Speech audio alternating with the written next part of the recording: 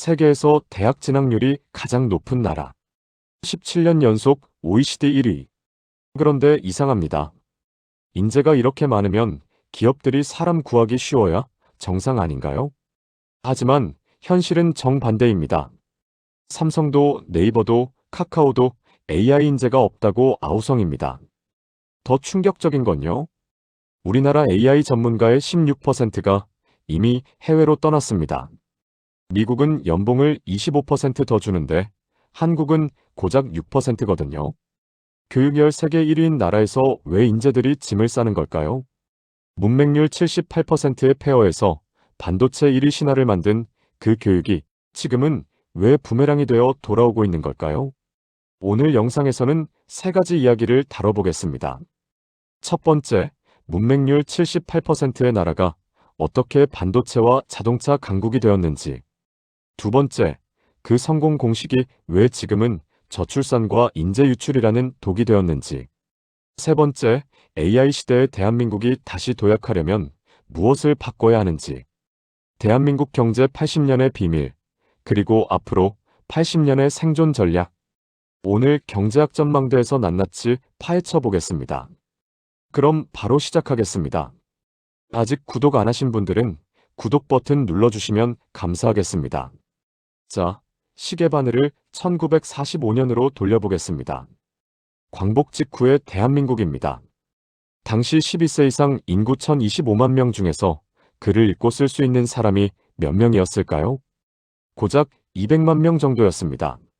나머지 800만 명, 그러니까 78%는 자기 이름조차 쓸 수 없는 문맹이었습니다. 대학 졸업자는 전체 인구의 0.05%에 불과했습니다. 중학교만 가도 엘리트 대우를 받던 시절이었죠. 그런데 이 나라가 어떻게 됐습니까? 80년이 지난 지금 문맹률은 사실상 0%입니다. 대학 진학률은 70%를 넘어 세계 1위입니다. 뿐만 아니라 반도체 세계 1위, 조선 세계 1위, 자동차 세계 3위. 이게 단순한 경제 성장이 아닙니다. 인류 역사상 유례없는 인적 자본의 대혁명입니다. 숫자로 보면 더 놀랍습니다. 1948년 초등학교 진학률이 75%였는데 불과 11년 만인 1959년에 96%로 뛰어올랐습니다. 전쟁 직후 폐허 속에서도 정부는 문교부 예산의 80%를 초등교육에 쏟아부었습니다. 왜 그랬을까요? 자원이 없었기 때문입니다. 석유도 없고 철광석도 없고 기술도 없었습니다.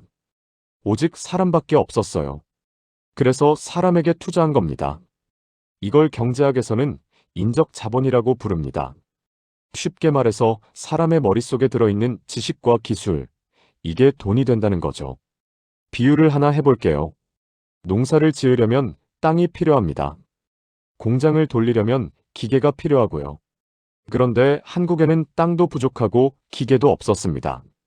대신 뭘 했냐면 사람 머릿속에 농사 짓는 법을 심은 겁니다. 기계 다루는 기술을 심은 거예요. 문맹 퇴치가 바로 그 첫 번째 씨앗이었습니다. 그럼 이 씨앗이 어떻게 반도체 1위, 자동차 강국이라는 열매로 이어졌을까요? 여기서부터가 진짜 중요합니다. 첫 번째 원인은 유교적 전통과 결합한 폭발적 교육열입니다. 한국의 교육열은 단순히 공부 열심히 하는 게 아닙니다. 수천 년 유교 문화가 DNA처럼 박혀 있는 거예요. 조선시대를 생각해 보세요. 과거 시험에 붙으면 인생이 바뀌었습니다. 양반이 될 수 있었고 벼슬길에 오를 수 있었죠. 공부가 신분 상승의 유일한 사다리였던 겁니다. 이 전통이 현대에 와서 어떻게 변했냐면요. 한국전쟁으로 기존의 신분 질서가 완전히 무너졌습니다. 양반이고 뭐고 다 소용없어진 거죠. 그런데 역설적으로 이게 기회가 됐습니다. 누구든 열심히 공부해서 좋은 대학 가면 성공할 수 있다. 이런 믿음이 전 국민에게 퍼진 겁니다.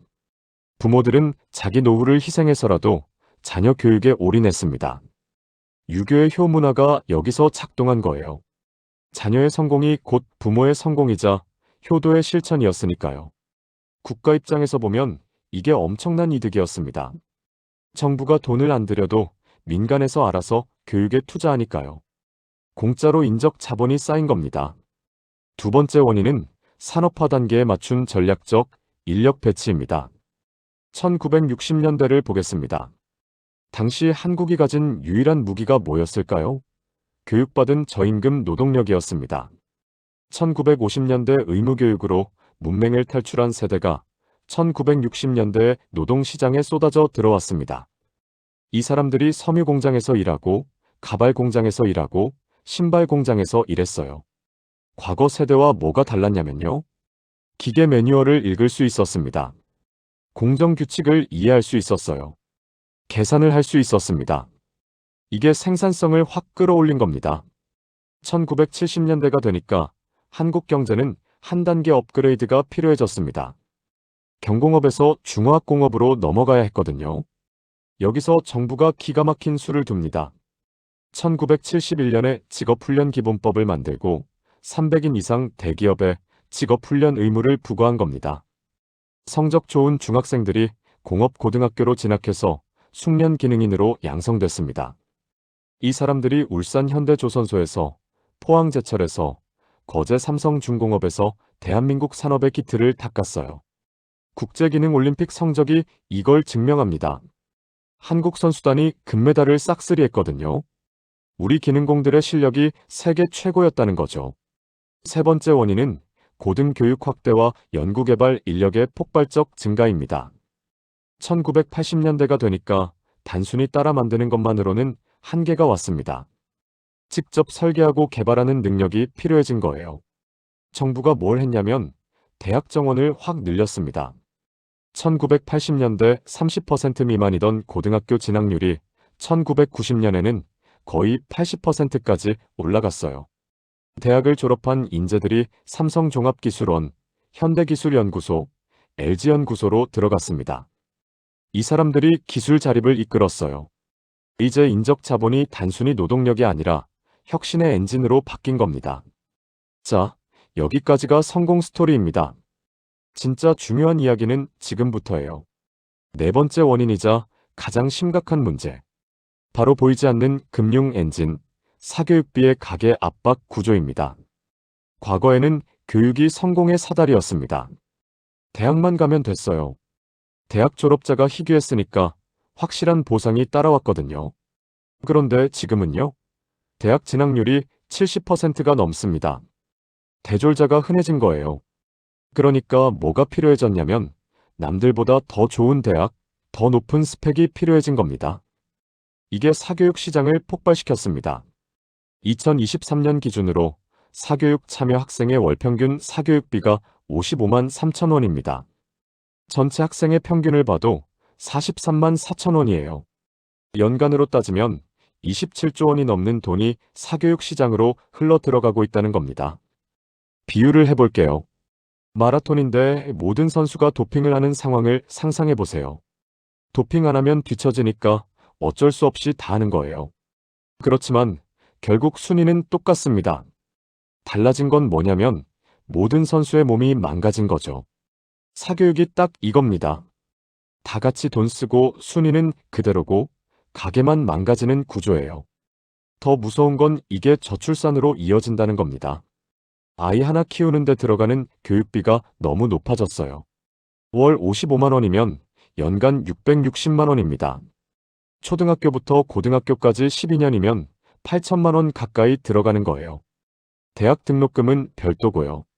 젊은 세대 입장에서 생각해 보세요. 결혼하고 집 사고 아이 낳고 사교육비까지. 이걸 다 감당할 수 있을까요? 결론은 간단합니다. 안 낳는 겁니다. 교육이 생존의 도구에서 고비용의 지휘제로 변질되면서 국가 전체의 인적 자본 재생산 기제가 붕괴되고 있는 겁니다. 여기서 역사를 한번 돌아보겠습니다. 사실 교육열이 경제 성장에 독이 된 사례는 한국이 처음이 아닙니다. 일본을 보세요. 1980년대 일본도 교육열이 엄청났습니다. 학원 경쟁, 입시 지옥 다 비슷했어요. 그런데 일본은 1990년대 이후 잃어버린 30년을 겪었습니다. 원인 중 하나가 뭐였냐면 획일적인 교육 시스템이 창의적 인재를 길러내지 못한 거예요.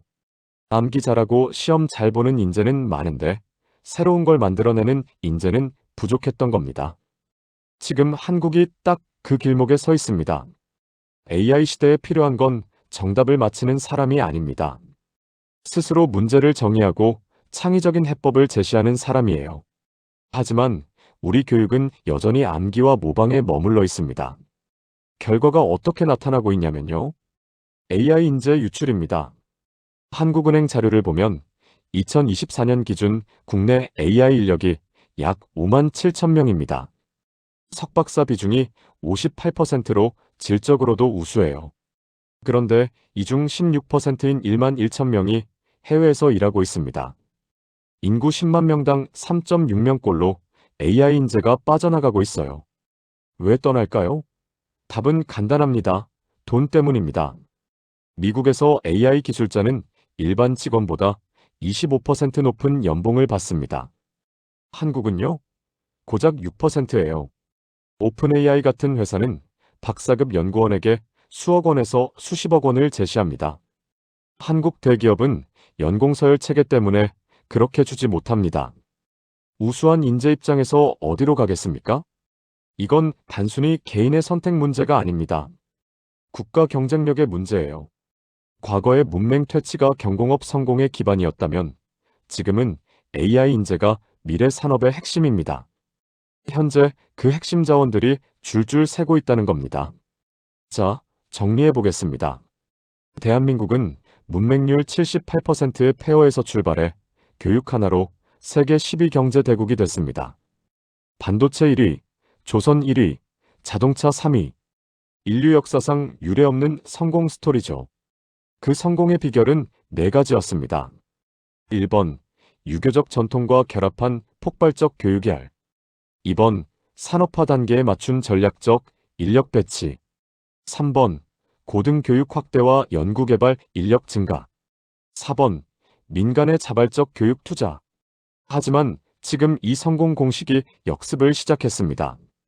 과도한 교육열이 사교육비 폭등을 낳았고, 사교육비 부담이 저출산을 불렀고, 저출산이 인적 자본의 재생산을 막고 있습니다.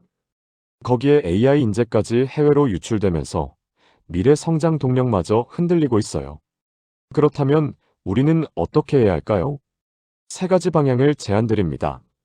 첫째, 교육의 목표를 바꿔야 합니다. 정답 맞히기에서 문제 해결력으로, 암기에서 창의성으로. AI 시대에는 시험 잘 보는 사람이 아니라 새로운 걸 만들어내는 사람이 필요합니다. 둘째, 인재에 대한 보상 체계를 글로벌 수준으로 올려야 합니다. 연공 서열이 아니라 성과 중심으로. AI 임금 프리미엄 6%로는 인재를 잡을 수 없습니다. 셋째, 교육비 부담을 사회가 분담해야 합니다. 개인에게만 떠넘기면 저출산은 해결 불가능합니다. 공교육 강화와 사교육 의존도 축소가 필요합니다. 문맹률 78%에서 0%로. 이 기적을 만든 건 결국 사람이었습니다. 앞으로 80년의 기적도 결국 사람에게 달려 있습니다. 다만 과거와 같은 방식으로는 안 됩니다. 새로운 시대에 맞는 새로운 인적 자본 전략이 필요한 때입니다. 여러분은 대한민국의 교육 시스템이 어떻게 바뀌어야 한다고 생각하시나요? 사교육비 문제, AI 인재 유출 문제, 어떤 해법이 있을지 댓글로 의견 나눠주시면 감사하겠습니다. 오늘 영상은 여기까지입니다. 긴 영상 시청해주셔서 감사합니다. 구독과 좋아요 한 번씩 부탁드립니다.